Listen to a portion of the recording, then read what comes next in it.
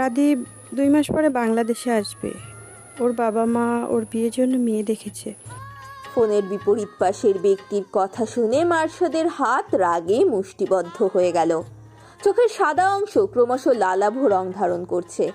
অপর পাশ থেকে আবার বলে ওঠে, তবে রাদীপ সরাসরি ঢাকার এয়ারপোর্ট দিয়ে আসবে না, এটা 100% শিওর। আদৌ এয়ারপোর্ট দিয়ে আসবে কি না তা নিয়ে যথেষ্ট সন্দেহ আছে আমার। তবে কক্সবাজার যাওয়ার সম্ভাবনাটা বেশি। সিলেটেও যেতে পারে, সিলেটের এমপি রুহুল আমিনের আত্মীয় স্বজন বেশি তো। আমি তোমাকে জেনে তারপরে জানাবো, ঠিক আছে? মার্শাদ বলে ফোনটা ডিসকানেক্ট করে দেয়। আহনাফ, রিহান, মৃদুল ও রবিন মার্শাদের পাশে বসেও সামনে দাঁড়িয়ে বিষয়ে জানার জন্য উৎসুক হয়ে ওঠে। মার্শাদ দেয়ালে সজোরে একটা ঘুষি দিয়ে উগ্র কণ্ঠে বলল, ওই জানোয়ার দেশে আসছে, আবার নাকি বিয়েও করবে। আবার কোন মেয়ের জীবনটা নষ্ট করার পরিকল্পনা করছে আল্লাহ ভালো জানেন।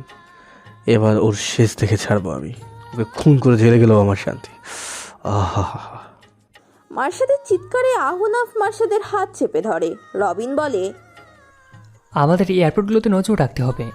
রিহান বলে, শফিক ভাইকে খবর দে মার্শাদ, প্রতিটা এয়ারপোর্ট ও ইমিগ্রেশন ট্রান্সপোর্টে সিভিল লোক লাগিয়ে দিবে।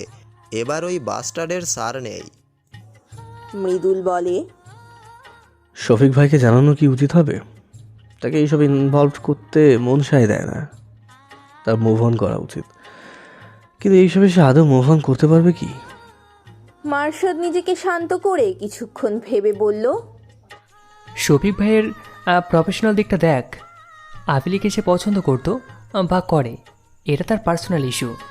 ওনার প্রফেশনাল স্ট্যাবিলিটি আমাদের কাজে লাগবে। মার্শাদ দীর্ঘশ্বাস ফেলে বলল, 2 মাস সময় আছে। আগে রাদীপ দেশে আসার প্রস্তুতি নিক। আমার আপিলির সাথে যা করেছে তার শাস্তি আমি চাইলেই ওর বোনের হাজব্যান্ডকে বলে ওর বোনের সাথে করাতে পারি।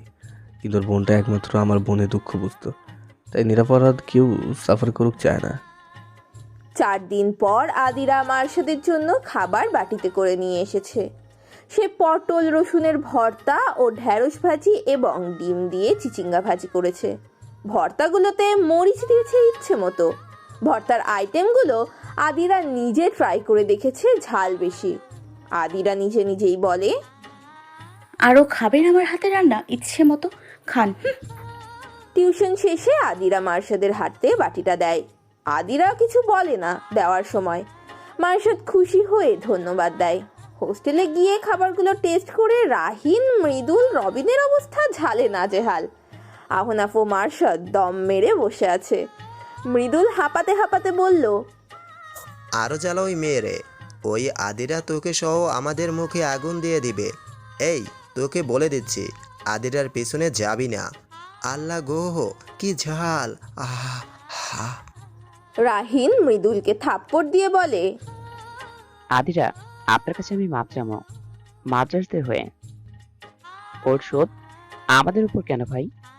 মার্শাদ গম্ভীর কণ্ঠে বলল, তোদের খেতে বলিনি, এখন চুপ করে বসে থাক, ঝাল কমে যাবে। রবিন এতক্ষণ চুপই ছিল। এক প্রকার দম ধরেছিল সে। এখন তার ঝাল বেশ কমে গেছে।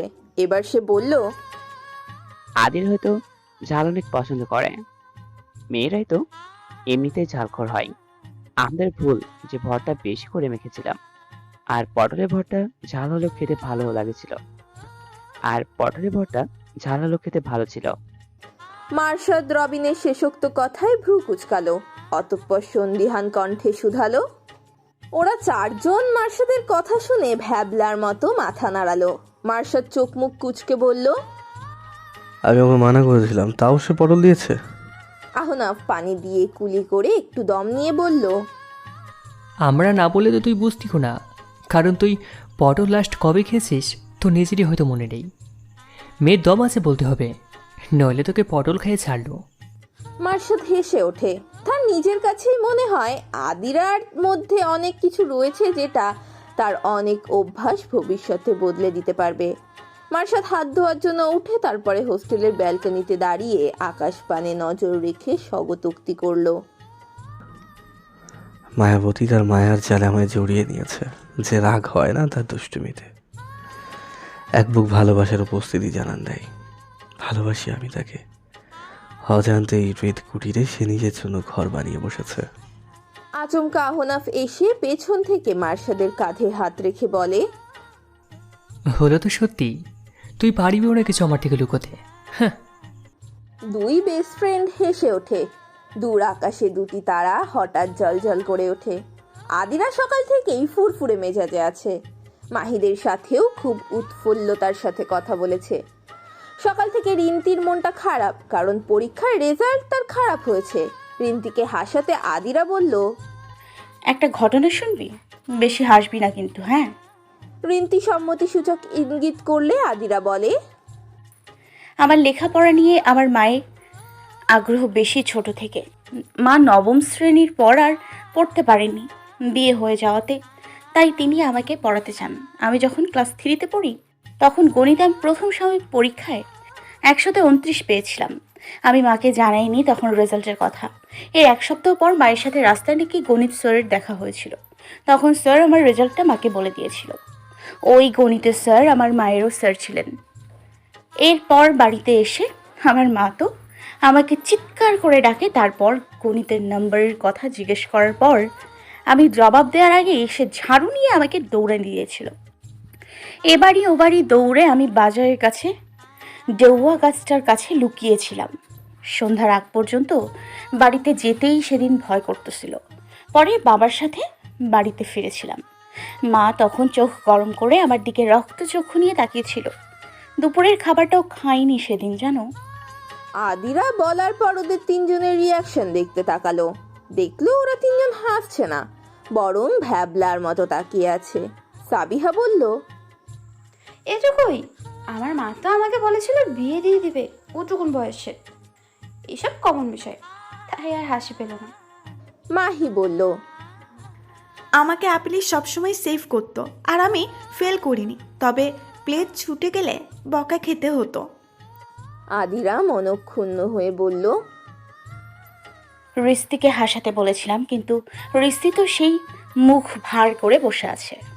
আচমকা রিন্তি বলে, চল কড়া বোম্বাই দিয়ে পানিপুরি খাই, সব ডিপ্রেশন বের হয়ে যাবে। আজ আমার তরফ থেকে ট্রিট, চল চল। রিন্তি ওদের টেনে নিয়ে গেছে। তারপর ঝাল ঝাল পানিপুরি খেয়ে চারজনেরই নাকের জল চোখের জল এক করেছে। তাও ওরা খেয়েই চলেছে। মাহির ফর্সা মুখশ্রী পুরো লাল হয়ে গেছে। মাহি অর্ধেককে এসে আর খেতে পারছে না। মাহি একদম দম ধরে বসে আছে। আদিরা নিজেরটা শেষ করে মাহির কাছে আসে। সাবিহা চোখ মুছতে মুছতে বলে, কি রে, তুই ঝাল খেতে পারিস না? মাহি চুপ করে আছে, মুখ খুলছে না। রিন্তি আবারও একই প্রশ্ন করে মাহিকে আলতো ধাক্কা দিয়ে। মাহি এবার বলে, পরিমাণ মতো ঝাল খেতে পারি, আমিও দাবাই পরিমাণের বেশি ঝাল খেতেই পারি না। এই জন্য আপিলের সবসময় ঝাল খাওয়ার কোনো চ্যালেঞ্জে জিতে যেত। আদিরার হঠাৎই টনক নড়ে ওঠে। সে যে ভর্তার আইটেমগুলোতে বোম্বাই মরিচ দিয়েছে, সাথে শুকনো মরিচও। আদিরার এবার অনুশোচনা হচ্ছে। আর একটু কম ঝাল দিলেও পারতো। রিন্তিরা কথা বলতে যাচ্ছে, তাতে আদিরার কোনো মনোযোগ নেই। তার এখন খারাপ লাগছে নিজের কর্মের জন্য। আচ্ছা রাত পাখি, তোমার বন্ধু মার্শাদ কি কোনো প্রেম টেম করছে নাকি? ইদানিং কেমন চেঞ্জ দেখা যায় তার মধ্যে। রাত্রি ফোনের অপর পাশের ব্যক্তির কথা শুনে কিয়ৎক্ষণ ভাবলো।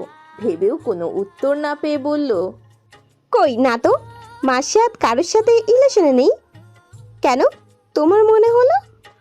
না, ওই ফার্স্ট ইয়ারের একটা মেয়ের সাথে ঘন ঘন দেখা যায়, আবার প্রোগ্রামে সামিরাকে ছাড়া ওই মেয়ের সাথে ডান্স করলো। রাত্রি কথাটা শুনে হাসতে হাসতে বলল, আরে না, মেয়েটা মাহির ফ্রেন্ড। মার্শাদ মেয়েটাকে সহজ সরল দেখে ভাবলো সামিরার বদলে ওর সাথে ড্যান্স করবে। এক প্রকার র্যাক বলতে পারো আর কি। ফোনের অপর পাশের ব্যক্তিটি সন্তুষ্ট হতে পারল না, আবারও জিজ্ঞেস করলো, শুধু এইটুকুই? তুমি শিওর তো কোনো রিলেশন নেই? হতেও তো পারে, তুমি বাদে সবাই জানে। রাত্রি হাসতে হাসতে বলল, তুমি বিশ্বাস করছো না আমাকে? ওই যে আমি সুমি ও মৌমিকে জিজ্ঞাসা করছি, তখন শুনে নিও। রাত্রি ব্যালকনি থেকে রুমে গিয়ে সুমি ও মৌমিকে উদ্দেশ্য করে বলে, এই মার্শাদ নাকি আদিরার সাথে রিলেশনে আছে, তোরা কিছু জানিস? সুমি ও মৌমি অবাক হয়। সুমি রাত্রির হাতে ফোন দেখে তার কাছে ব্যাপারটা খটকা লাগে। মৌমি কিছু বলতে নিচ্ছিল তার আগেই সুমি হড়বড়িয়ে বলে, আরে না তো, ডান্স ওসব তো প্রোগ্রামের জন্য, মার্শাদ কারোর সাথে প্রেমের সম্পর্কে নেই। কেন হঠাৎ জানতে চাইলি? তুই তো সবই জানিস। রাত্রি হাত নাড়িয়ে হেসে ওঠে। আরে না, এমনি, বাদ দে। এই বলে রাত্রি আবার ব্যালকনিতে চলে যায়। রাত্রি চলে গেলে মৌমি গিয়ে সুমিকে ধরে বলে, কি হলো, তুই কথাটা চেপে গেলি কেন? আমরা তো ধারণা করছি যে মার্শাদ আদিরাকে পছন্দ করে, তো রাত্রিকে বললি না কেন? সুমি মৌমির মাথায় ঠোকা মেরে বলে, আরে বলতি, আমরা যা ধারণা করছি তা তো রাত্রিরও ধারণা করার কথা, কিন্তু ও আমাদের সাথে থাকলেও ওর মন আমাদের সাথে থাকে না। ব্যাপারটা আমি অনেক দিন ধরেই লক্ষ্য করছি। আর এখানে এসে জিজ্ঞেস করার সময়ও ওর হাতে ফোন ছিল, ফোনটা কিন্তু বিছানায় রাখেনি, আবার দেখলি চলে গেল। তার মানে ফোনের অপর পাশে কেউ তো আছে যে মার্শাদ সম্পর্কে খোঁজ খবর নিচ্ছে। মৌমি হতবাক হয়ে বলল, কি সাংঘাতিক ভাবা যায়, মার্শাদ সম্পর্কে খোঁজ খবর নিতে আমাদের সার্কেলের একজনকেই কাজে লাগাচ্ছে। কে হবে ওটা? আমাদের কাল সকালেই মার্শাদকে আস্তে করে জানাতে হবে। মার্শাদ ও আদিরা স্টুডেন্টদের বাড়িতে যাওয়ার সময়ও দুজনের কেউই একটুও কথা বলেনি। মার্শাদ গম্ভীর মুডে আছে, আদিরা সেটা লক্ষ্য করে ভাবছে মার্শাদ রেগে আছে। টিউশন থেকে ফেরার সময় রাস্তায় দাঁড়িয়ে আছে দুজনে। মার্শাদ সামনে এগিয়ে দেখছে রিকশাওয়ালা মামারা কতটুকু এসেছে। কিছুক্ষণ আগে এক পশলা ঝুম বৃষ্টি হয়ে গেছে। ভাগ্যিস টিউশন শেষ হওয়ার আগেই বৃষ্টি থেমে গেছে। আদিরা ইতস্তত করছে মার্শাদের সাথে কথা বলতে, কারণ সে ক্ষমা চাইতে চায়। আদিরা ভাবনায় মগ্ন কিভাবেই কথাটা তুলবে। এরই মধ্যে আচমকা মার্শাদের কণ্ঠস্বরে আদিরা চমকে ওঠে। আলো আধারিতে মার্শাদ সেটা দেখতে পেল না। মার্শাদ বলল, যে দুইজনের রিক্সা করে এসেছিলাম তাদের একজনের রিক্সার চাকা নাকি বৃষ্টির মধ্যে কোথাও আটকে গেছে, চাকাতে নাকি প্রবলেম। আর রাত 9টা বাজে, এখন এখানে খুব একটা রিক্সা পাওয়া যায় না, জানোই তো। তাছাড়া বৃষ্টির দিন আমার সাথে এক রিক্সায় বসতে তোমার প্রবলেম হবে। আদিরা কিয়ৎক্ষণ ভাবল। মার্শাদকে আর কষ্ট করতে দিতে চাইল না সে। আদিরা বলল, ঠিক আছে ভাইয়া। মার্শাদ ও আদিরা দুজনেই পাশাপাশি কিছুটা দূরত্ব বজায় রেখে বসে আছে। বর্ষণের কারণে রাস্তা স্যাঁতসেঁতে, তাই রিকশার প্যাডেল মন্থর গতিতে চলছে। নীরবতা ভেঙে আদিরা অপরাধী কণ্ঠে বলে, সরি ভাইয়া, আমার উচিত হয়নি ভর্তার আইটেমগুলোতে এত ঝাল দেয়া। আপনি ঝাল খেতে পারেন না তা আমি জানতাম না, প্লিজ ক্ষমা করে দিন। মার্শাদ আদিরার দিকে না তাকিয়েই নিঃশব্দে হাসে, কিন্তু অন্ধকারের বুকে তা আদিরার আড়াল হয়ে যায়। আদিরা মার্শাদের কাছ থেকে কাঙ্ক্ষিত জবাবের আশায় রয়েছে। আদিরা মেসের কাছে এলে আদিরা রিক্সা থেকে নেমে যায়। রিক্সা তারপর মার্শাদের হোস্টেলের উদ্দেশ্যে চলতে শুরু করলে আদিরা মন খারাপ করে দাঁড়িয়ে থাকে কিছুক্ষণ, তারপর মেসের ভেতরে চলে যায়। আদিরা মেসের ভেতরে প্রবেশ করার পর মেসেজের টুং করে শব্দ বেজে ওঠে ফোনে। বিছানায় ব্যাগটা রেখে মোবাইলে মেসেজটা দেখে সে। মুখে আগুন লাগিয়েছো তো এখন সেটা নেভানোর দায়িত্বও তোমার, পরে একদিন আবার চেয়ে নেব। So smile please.